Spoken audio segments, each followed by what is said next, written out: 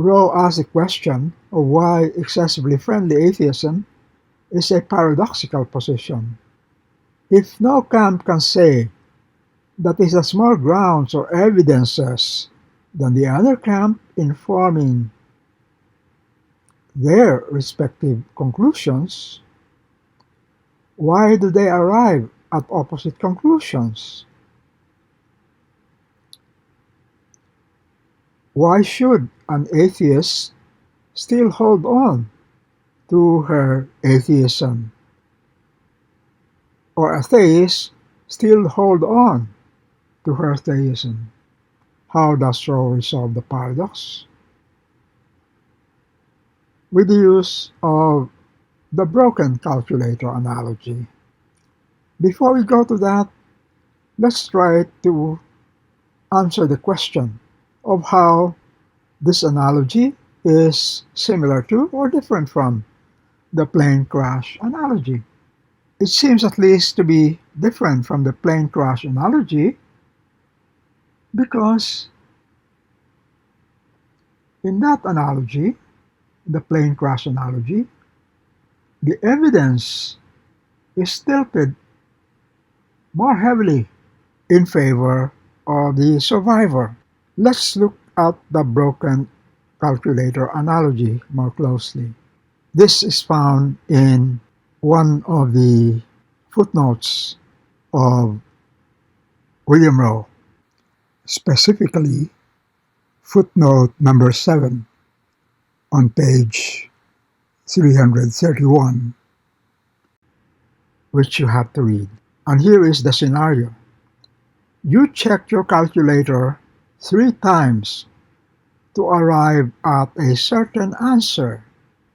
I check my calculator 3 times to arrive at a certain answer to the same mathematical problem that you tried to solve. And yet we arrive at different answers. Now, how could I decide whether to adapt my answer rather than yours? If it were a matter of you checking your calculator 1 time and me checking my calculator 3 times, then I would have heavier and better reasons to claim that my answer is more certain than yours. The problem here is you checked it the same number of times as I did, and yet we arrive at 2 different answers. What can make me decide in favor of your answer or in favor of mine? Obviously, nothing. That seems to be a neat illustration of the situation in the so-called excessively friendly atheism. But why should an atheist still prefer to be an atheist rather than to be a theist? William Rowe resolves this problem in the following way. He says that what enables him to prefer his own answer to the mathematical problem to yours, in spite of the fact that both of us tried to solve the problem 3 times in our calculator, what makes me prefer my own answer is that I know that your calculator is broken, and I also know that there is no reason for you to believe your calculator is broken. So you reasonably hang on to your incorrect answer or belief. And I respect your belief because I see there's good reason for you to maintain it, even if I know you're wrong. But I know better than you because I know something that you don't know. And therefore, in spite of the fact that there seems to be equal reason between your side and my side, there is at least one evidence which is hidden from you and which is open to me, namely, that I know something that you don't know, that your calculator is broken. I leave it up to you to decide for yourself whether you find Rowe's resolution of the paradox satisfactory or not. And we end with that problem. Let us get now a little more concrete by citing concrete examples of friendly atheists and unfriendly atheists. And we do that in this appendix. Discuss the following quotation in light of Rowe's classification. Here is a long quotation, and try to guess who said this. It says, "As long as we respect the principle that religious faith must be respected simply because it is religious faith, it is hard to withhold respect from the faith of Osama bin Laden and the suicide bombers. The alternative, one so transparent that it should need no urging, is to abandon the principle of automatic respect for a religious faith. This is one reason I do everything in my power to warn people against faith, not just against extremist faith.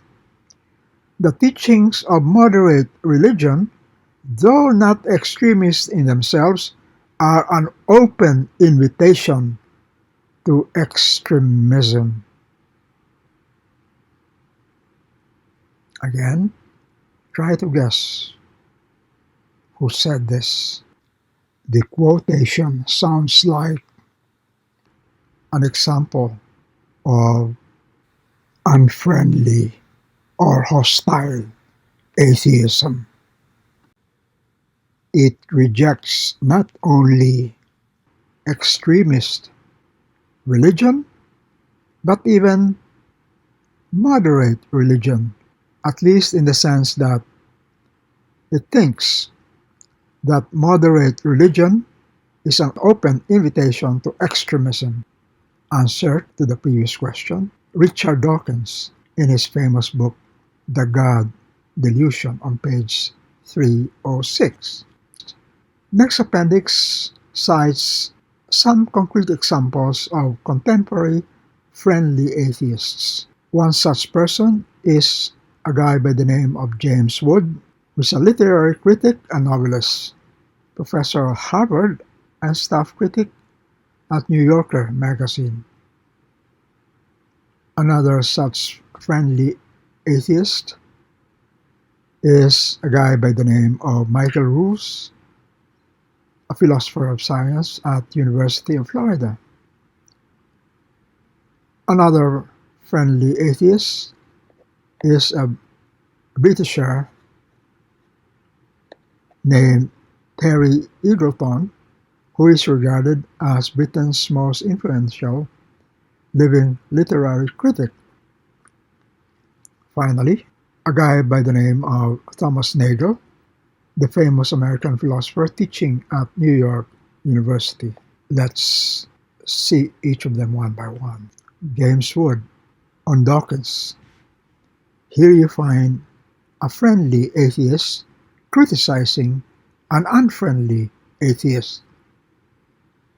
He says, "I agree with Dawkins' conclusion and consider God highly improbable, but I dislike the way he gets there.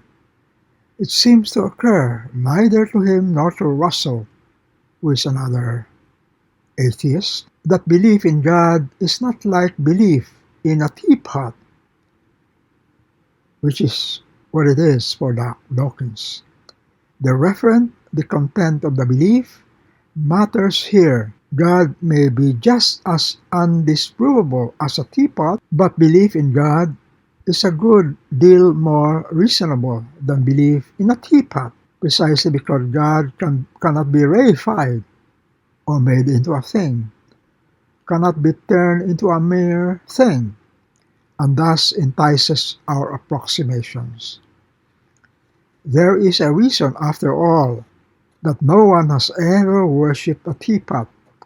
It does not allow enough room to pour the fluid of our incomprehension into it, says James Wood in the New Republic 206 in his article The Celestial Teapot, review of Sam Harris' letter to a Christian nation. Of course, the criticism here is against another hostile atheist by the name of Sam Harris, who's a Californian, by the way. Sam Harris and Richard Dawkins are two of the so-called new atheists. James Wood and the new atheists continued. James Wood scolds the new atheists for failing to appreciate the fact that there are millions of people whose form of religion is far from the embodied certainties of contemporary literalism and who aren't inclined to submit to the mad mullahs and the fanatical ministers. Let's move on now to Michael Rowe, who says the following. He says, the God illusion of Dawkins makes me embarrassed to be an atheist. Can you imagine that? In a letter to another atheist, the philosopher Daniel Dennett, Rowe says, what we need is not knee-jerk atheism, but serious grappling with the issues. Neither of you, Dennett and Richard Dawkins, are willing to study Christianity seriously and to engage with the ideas. It is just plain silly and grotesquely immoral to claim that Christianity is simply a force for evil, as Richard Dawkins claims. Mind you, Rowe is an atheist, and yet he defends Christianity against fellow atheists who are close-minded, who are hostile to all religious beliefs. Here are now some quotations from Terry Eagleton. Eagleton says of Dawkins and Hitchens, the third of the so-called famous new atheists, Eagleton says of Dawkins and Hitchens in particular, they buy their atheism on the cheap because they have never been presented with an interesting version of faith. Take note here, an atheist claiming that there are interesting versions of religious belief. That's what makes them, that's what makes Terry Eagleton, in any case, a friendly atheist. One of the impulses of my writing and the new book has been to try to differentiate a version of Christianity worth having. With people like Dawkins, there is a kind of inverted evangelism. I find it extraordinary that not once does he question the terms of his science. Eagleton is not convinced that this God exists, but believes that anyone who holds that he does is to be respected, while Dawkins and his acolytes, he argues, consider that no religious belief, anytime or anywhere, is worthy of any respect whatsoever, which is just William Rowe's definition of unfriendly atheism. Terry Eagleton continues, in his admirably angry way, the God Illusion, Dawkins' book, argues that the status of atheists in the US is nowadays about the same as that of gays 50 years ago. The book is full of vivid vignettes of the sheer horrors of religion, fundamentalist or otherwise. Nearly 50% of Americans believe that a glorious second coming is imminent, and some of them are doing their damnedest to bring it about. But Dawkins could have told us all this without being so appallingly bitchy about those of his scientific colleagues who disagree with him, and without being so theologically illiterate. Can you imagine that? An atheist calling a fellow atheist theologically illiterate. He might also have avoided being the second most frequently mentioned individual in his book, if you count God as an individual, says Terry Eagleton in Lunging, Flailing, Mispunching, London Review of Books. Finally is Thomas Nagel on Richard Dawkins' The God Delusion. You find here another friendly atheist criticizing an unfriendly atheist. Richard Dawkins, the most prominent and accomplished scientific writer of our time, is convinced that religion is the enemy of science. Not just fundamentalist or fanatical or extremist religion, but all religion that admits faith as a ground of belief and asserts the existence of God. Dawkins seems to believe that if people could be persuaded to give up the God hypothesis on scientific grounds, the world would be a better place, not just intellectually, but also morally and politically. He is horrified, as who cannot be, by the dreadful things that continue to be done in the name of religion, and he argues that the sort of religious conviction that includes a built-in resistance to reason is the true motive behind many of them. But there is no connection between the fascinating philosophical and scientific questions posed by the argument from design, which we will take up, and the attacks of September 11. Blind faith and the authority of dogma are dangerous. The view that we can make ultimate sense of the world only by understanding it as the expression of mind or purpose is not.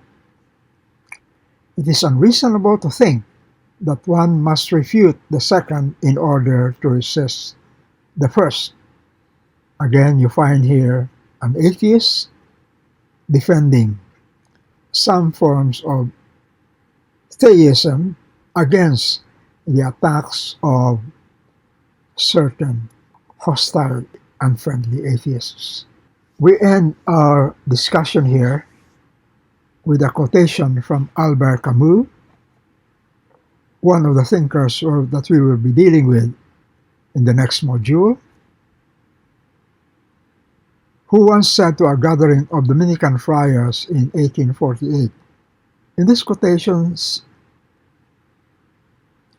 Camus seems to be expressing a view closer to that of a friendly atheist rather than that of an unfriendly atheist. He says, I wish to declare also that, not feeling that I possess any absolute truth or any message, I shall never start from the supposition that Christian truth is illusory, but merely from the fact that I could not accept it.